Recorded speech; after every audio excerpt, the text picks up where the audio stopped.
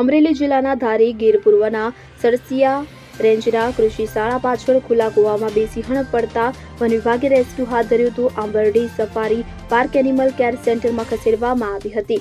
ધારી ગીર પૂર્વમાં સરસિયા રેન્જના કૃષિ શાળા પાછળના ભાગે આવેલ ખેતરના ખુલ્લા કૂવામાં બે સિંહણ પડી હોય ત્યારે ખેડૂતે ધારી વન વિભાગને જાણ કરતા વન વિભાગના અધિકારીઓ ઘટના સ્થળે પહોંચી રેસ્ક્યુ ટીમ હાથ ધરી હતી, જેમાં એક સિંહણ ઉંમર અંદાજે 2 થી 3 વર્ષનું મૃત્યુ નીપજ્યું હતું. વન વિભાગે એક સિંહણને ભારે જહેમત બાદ તેનું રેસ્ક્યુ હાથ ધરી બચાવી લીધી હતી. Ambardi safari park animal care સેન્ટરમાં ખસેડવામાં આવેલ અને ધારી વન વિભાગના ડીસીએફ રાદીપસિંહ ઝાલા સાહેબ અને સરસિયા રેન્જના આરએફઓ જ્યોતિબેન વાજા સહિત વન વિભાગના અધિકારીઓ તાત્કાલિક ઘટના સ્થળે પહોંચી ખુલ્લા કૂવામાં પડેલ સિંહણનું રેસ્ક્યુ હાથ ધરવામાં આવેલ.